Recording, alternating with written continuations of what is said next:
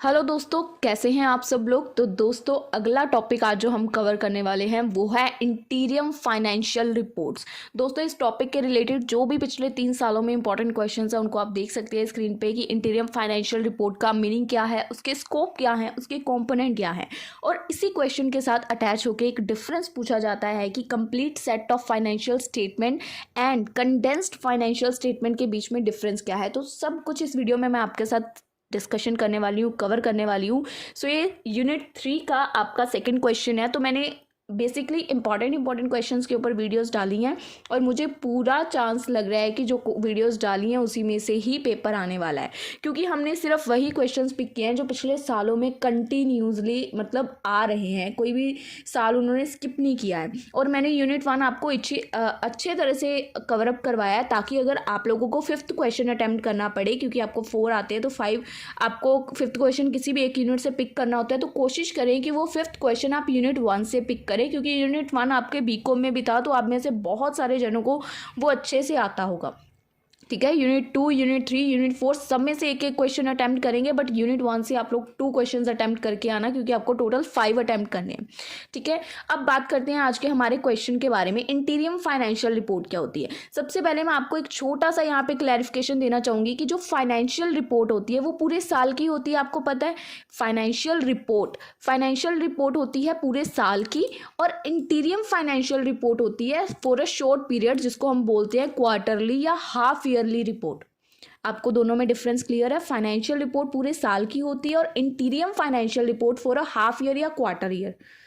अब देखिए, जो हमारी interim financial reports are the financial statements that are issue for a shorter period, जो कि एक छोटे टाइम पीरियड के लिए होती है from a full physical year. पूरे साल में से सिर्फ एक छोटे से पार्ट की रिपोर्ट जब हम बनाते हैं उसको बोलते हैं इंटीरियम फाइनेंशियल रिपोर्ट। ही एनुअल फाइनेंशियल रिपोर्ट जो होती है पूरे साल की प्रोवाइड करती है हमें पूरा एक ओवरव्यू की कंपनी की फाइनेंशियल पोजीशन या परफॉर्मेंस कैसी है over a 12 month of period. जो हमारी फाइनेंशियल रिपोर्ट होती है वो हमें 12 महीनों का डाटा देती है, पर जो हमारी इंटीरियम रिपोर्ट होती है वो एक छोटे टाइम फ्रेम को कवर करती है, जैसे कि यूजुअली एक क्वार्टर को कवर करेगी या हाफ ईयर को कवर करेगी। क्वार्टर आपको पता होंगे, जो 3-4 मंथ्स के बाद हमारे क्वार्टर्स चेंज होते हैं, और एक होती है हाफ ईयरली यानी कि 6 मंथ की 2 रिपोर्ट्स।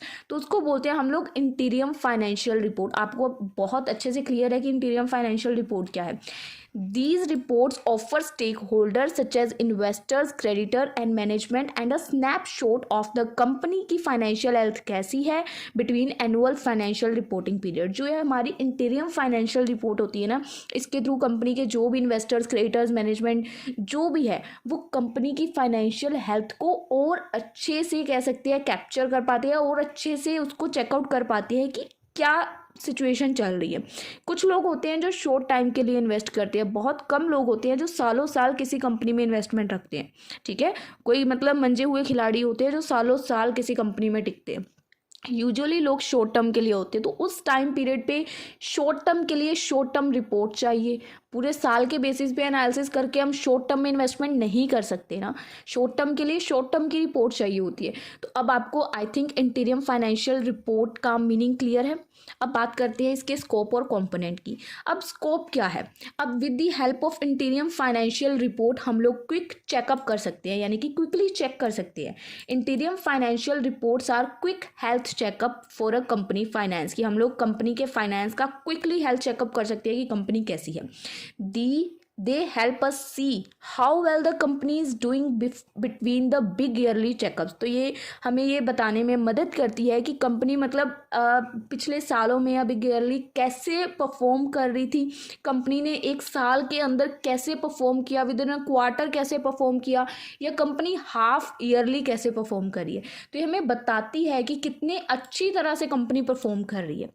नेक्स्ट, इसका मेन स्कोप क्या है कि ये प्रॉब्लम्स को फिक्स करती है, fixing problems faster. These report help the people in charge of the company management catch and fix problem sooner. अगर हम लोग अपनी क्वार्टरली बेसिस पे कंपनी की रिपोर्ट्स तैयार करेंगे तो हमें उसमें अगर कुछ भी प्रॉब्लम होगी तो वो इजीली पता चल जाएगी। अब आप खुद देखो, पूरे साल का 12 महीने का डाटा को मतलब एनालिसिस करना और 3-3, 4-4 महीने के डाटा को एनालिसिस करना, कौन सा इजी है। 3-4 महीने में अगर आपको गलती का पता चल रहा है तो आप उसको उधर ही सुधार लोगे। अगर पूरे साल की एंट्रीज को आप लोग दोबारा चेक करोगे, अगर साल की एंट्रीज डालने के बाद गलती निकल आई तो कितना टाइम जाएगा, है ना। तो इसीलिए ये प्रॉब्लम सॉल्वर है, या फास्टर बोल सकते हैं, क्योंकि इसके थ्रू हमें टाइम टू टाइम पता चलता जाएगा। 1 साल के अंदर हम लोग 4 बार एटलीस्ट अपनी प्रॉब्लम्स को आइडेंटिफाई कर पाएंगे, ठीक है। तो यहाँ पे ये प्रॉब्लम सॉल्वर है because they get more frequent update, हमें जल्दी इसमें अपडेट्स मिलते रहेंगे अगर कोई भी प्रॉब्लम होगी। थर्ड इसका स्कोप क्या है, keeping everyone in the loop, investors and the other people जो भी इसके अंदर इंटरेस्टेड है कंपनी के अंदर, get these reports to stay in the loop, ठीक है। उनको ये रिपोर्ट्स दी जाती हैं ताकि वो कंपनी के साथ जुड़े रहें और कंपनी के अंदर चीज़ें कैसे चल रही हैं उसको अच्छे से समझ पाएँ।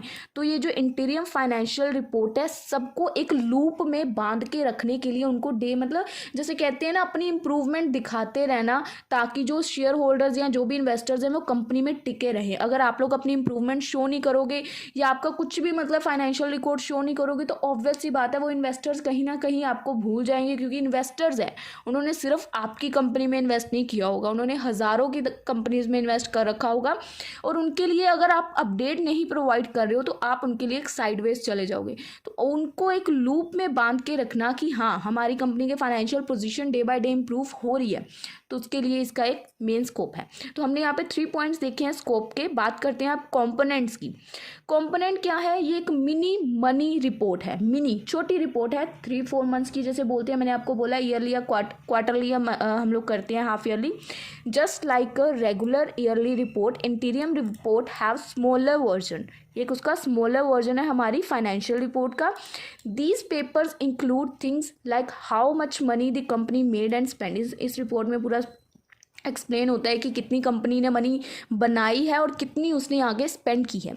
सेकंड कंपोनेंट क्या है, नेक्स्ट पॉइंट देखिए, story time with management. Story time with management में क्या है, अब देखिए, अब अगर कोई रिपोर्ट साल में एक बार बन रही है, ठीक है, कोई रिपोर्ट साल में एक बार बन रही है तो ऑब्वियस है बॉस जो है उस कंपनी का वो साल में एक बार ही मैनेजमेंट या उसके एम्प्लॉयज़ के साथ इंटरेक्ट करेगा उस रिपोर्ट को करेक्ट करने के लिए। अब वही रिपोर्ट अगर साल में 3 से 4 बार या 2 बार बन रही है तो उतनी ज़्यादा बार वो इंटरेक्ट करेगा। तो क्या लिखा हुआ है, there usually a part where the boss talk about what's going on. तो जहाँ पे बॉस खुद पूछते हैं कि क्या चल रहा है एक्चुअल में, कि रिपोर्ट्स क्यों नहीं अभी तक तैयार हुई, क्या पोजीशन क्या है, कंपनी की ग्रोथ कहाँ पहुँची है। So they explain the number in a more straightforward way. तो उनके पास एक्सप्लेन करने के लिए स्ट्रेट फॉरवर्ड नंबर्स होंगे अगर वो इंटीरियम फाइनेंशियल रिपोर्ट्स को प्रिपेयर करते हैं। और एक मैनेजमेंट के साथ भी स्टोरी टाइम उनका क्रिएट होता है, मैनेजमेंट ज़्यादा इंटरेक्ट करती है क्योंकि अब उसको रिपोर्ट्स तैयार करनी है थोड़ी थोड़े टाइम के बाद। अब पूरे साल के बाद जब एक ही बार करनी है तो वो एक ही महीने में सारा प्रेशर एम्प्लॉयज़ के ऊपर आ जाएगा, जल्दी जल्दी करो जल्दी जल्दी करो, है ना। तो सेकंड कंपोनेंट है story time with management. Third, extra inform note. Think of these like foot notes. तो आप लोग इनको एक तरह से फुट नोट्स की तरह देख सकते हो। They are extra bits of information to help people understand the numbers better. तो आप लोग जैसे हम लोग कोई भी, मैं भी आपको कई बार कराती हूँ तो कई बार मैं आपको साथ में कुछ ऐसा लिख देती हूँ कि आपको वो वर्ड बहुत ईजी तरह से समझ आ जाता है, ठीक है। तो वैसे ही आपको फुट नोट यहाँ पे बोल रहे हैं कि जब आपने अपनी फाइनेंशियल स्टेटमेंट प्रिपेयर करनी है आपने वहाँ पे अपने फुट नोट्स लगे होने चाहिए, जो कि सामने वाले को जब वो इन्फॉर्मेशन समझ रहा है तो वो ईजिली समझने में मदद करे, ठीक है। They are extra bits of information to help people understand the numbers better, कि वो अच्छे से आपके जो आपने नंबर्स वहाँ समझाने की कोशिश की है उसको अच्छे से समझ पाए। नेक्स्ट क्या है component, looking back and forward. The report compare how things are going now with how they were before. तो इन रिपोर्ट्स की मदद से हम लोग कंपेयर कर सकते हैं कि जो चीज़ें चल रही हैं वो पहले कैसे थी और अब कैसे चल रही हैं। There also a section where the company talk about what they think will next happen. तो एक यहाँ पे कैसा भी सेक्शन आता है जहाँ पे कंपनी बात करती है कि क्या नेक्स्ट क्या हो सकता है, व्हाट दे थिंक कि नेक्स्ट क्या हैपन होगा। सो अगर हम सिंपल टर्म्स में देखें तो जो हमारी इंटीरियम फाइनेंशियल रिपोर्ट है आर लाइक क्विक रिपोर्ट होती है, बिट साइज अपडेट होती है, यानी कि small size small time period की अपडेट होती है उन्हें कंपनी की मनी की सिचुएशन के ऊपर। और ये हेल्प करती है कि जो सब लोग जो भी कंपनी के साथ जुड़े हुए हैं वो इन्वॉल्व रहें, स्टे इन्फॉर्म्ड रहें, जितनी भी कंपनी की छोटी से छोटी डिटेल है वो उन तक ईजिली पहुंचती रहे। तो ये बिल्कुल सिंपल लैंग्वेज में मैंने आपको इंटीरियम फाइनेंशियल रिपोर्ट का मीनिंग, उसके स्कोप और उसके कंपोनेंट्स बताएं। ज़्यादा हम लोग इसको एलैबोरेट नहीं करते हैं। आपको कुछ भी क्वेश्चन आएगा, आपको इसको एक्सप्लेन करोगे तो आप आपको मार्क्स मिलेंगे, मैं आपको हर वीडियो में बताती हूँ, और हम लोग उतना ही मटेरियल करते हैं जितना आप लोग एक दिन में याद रख पाओ। अब आप सबका कल एग्जाम है तो हम लोग वही करेंगे जो आप याद भी रख पाओ, ठीक है। अब बात करते हैं जो एक डिफरेंस है, ये सिर्फ एक ही बार एग्जाम में पूछा गया, but I think last 3 years के बीच में ही एग्जाम में आया, तो मुझे लगता है कि आपको ये पता होना चाहिए क्योंकि ये पूछ सकते हैं, ठीक है। डिफरेंट क्या है complete set of financial statement and condensed financial statement के बीच में। सबसे पहले इसका स्कोप देखते हैं। जो complete set of financial statements हैं, इसके अंदर include all detail financial information similar to annual report जैसी होती है, यानी कि पूरी फाइनेंशियल रिपोर्ट, इसका नाम ही है ना complete set of financial report, तो ये होती है हमारी complete set of financial report, तो इसके अंदर पूरी डिटेल इंफॉर्मेशन होती है, ठीक है। कंडेंस्ड फाइनेंशियल स्टेटमेंट क्या होती है, provide a summarised version of the financial information, एक समरी, मतलब पूरे साल की फाइनेंशियल रिपोर्ट होगी इन डिटेल, ठीक है। इसके अंदर पूरी डिटेल बताई होगी कि फाइनेंशियल रिपोर्ट ऐसे है, इस साल में ये हुआ, यहाँ पे इस मंथ में ये हुआ, इस दिन ये हुआ, पर यहाँ पे एक समरी प्रोवाइड की जाएगी। जैसे मैं आपको हर वीडियो के लास्ट में 2-3 लाइनें समरी की बताती हूँ, जैसे हमने अभी वो किया इंटीरियम फाइनेंशियल रिपोर्ट, तो उसको in simple term in summary में मैंने यहाँ पे आपको एक्सप्लेन किया है ना। तो ऐसे ही फाइनेंशियल रिपोर्ट को इन समरी बताता है कंडेंस्ड फाइनेंशियल स्टेटमेंट, ठीक है। सेकंड इसकी डिफरेंस क्या है, लेवल ऑफ डिटेल, ये इन डेप्थ में डाटा को बताता है। Offer in depth data of asset कितनी है, लायबिलिटीज कितनी है, इक्विटी कितनी है, इनकम कितनी, एक्सपेंस कितने, ये सिर्फ प्रेजेंट करता है more concise overview, omitted some details to save space, ये सिर्फ उतनी इंफॉर्मेशन बताता है जितनी ज़रूरी है। ये जैसे हमने यहाँ पे जब हमने complete set of financial statement बताया, इसके अंदर हमने एक एक एसेट का नाम लिखा, ये फिक्स एसेट है, ये करंट एसेट है, ये नॉन करंट एसेट है ना। बट जब हमने यहाँ पे समराइज किया, हमने ओवरऑल एसेट का जो टोटल प्लस माइनस करके आया वो लिख दिया, तो ये समराइज्ड, ये डिटेल, फिर से आप लोग उसको करोगे, बट आपको यहाँ पे इलेबरेट करा हुआ है डिफरेंट तरीके से कि लेवल ऑफ डिटेल कहाँ तक लेवल ऑफ डिटेल हो सकती है। Third, frequency, typically published annually, इसको हम लोग एनुअली पब्लिश करते हैं, published more frequently such as quarterly और सेमी एनुअली, तो हम लोग हाफ ईयरली और क्वार्टरली भी इसको पब्लिश कर सकते हैं। इसकी यूजफुलनेस ये हमें प्रोवाइड करती है, provides a comprehensive view of stake holders requiring detail insight, तो इससे हमें स्टेक होल्डर्स यानी कि हमारे शेयर होल्डर्स का एक व्यू पता चलता है उनको, क्योंकि हम लोग अपनी इंफॉर्मेशन फाइनेंशियल रिपोर्ट प्रोवाइड करते हैं, उनके लिए बनाते हैं, तो उनके लिए ये इंफॉर्मेशन यूजफुल होती है। और ये serve as a quick snapshot, यानी जैसे कि हम लोग हमारी स्नैपचैट पे स्ट्रिकें बेचते हैं ना, तो स्ट्रिकें क्या करती हैं, स्ट्रिक्स क्या करती हैं, वो क्या करती हैं कि हमारी मतलब हम प्रेजेंट क्या कर रहे हैं वो बताती है शॉर्ट टाइम पीरियड के लिए। जैसे कुछ भी अगर हम लोग कहीं गए घूमने, मैकडोनल्ड गए कुछ खाने, तो जस्ट स्ट्रिक बना के डाल दी, तो क्या है वो शॉर्ट टाइम पीरियड का है ना, स्नैपशॉट है वो एक। सो ये एक क्विक स्नैपशॉट की तरह होता है जो हमारा ये है कंडेंस्ड फाइनेंशियल स्टेटमेंट, तो एक क्विक स्नैपशॉट की तरह है। इसमें serves as a quick snapshot for those looking for a brief understanding, तो आप लोग इसको क्विकली बता सकते हो जो चाहते हैं कि मुझे मतलब इन अ शॉर्ट पीरियड पूरी बुक पढ़नी है, जैसे आप कर रहे हो ना, आज पेपर के एक दिन पहले मुझे सिलेबस कवर करना है, तो वो चीज़ है क्विक स्नैपशॉट है आज का। जैसे मैं आपको क्विक स्नैपशॉट दे रही हूँ, मतलब फटाफट जो भी इंपॉर्टेंट टॉपिक्स हैं उनके ऊपर वीडियो, बाकी आप लोग नहीं करोगे, तो वही क्विक स्नैपशॉट बोलते हैं इसको। इसकी लेंथ के बाद देखिए नेक्स्ट पॉइंट क्या है, लेंथ, जितनी डॉक्यूमेंट, अब देखिए ये ऑब्वियस सी बात है, लंबी होती है, इसमें पूरा एक्सप्लेन किया होता है, तो इसकी डॉक्यूमेंट लॉन्गर होगी, longer document with more pages, और इसकी डॉक्यूमेंट जो है वो शॉर्टर होगी, shorter document with come pages के साथ, है ना। उसके बाद इसका नेक्स्ट डिफरेंस क्या है कि इसके अंदर कंपैरिजन कैसे कर सकते हैं, allow a comprehensive year over year analysis, इसमें हम लोग ईयर बाय ईयर एनालिसिस कर सकते हैं, इसके अंदर मंथली कंपैरिजन पॉसिबल नहीं हो पाएगा क्योंकि ये ईयरली बेसिस पे प्रिपेयर की जाती है।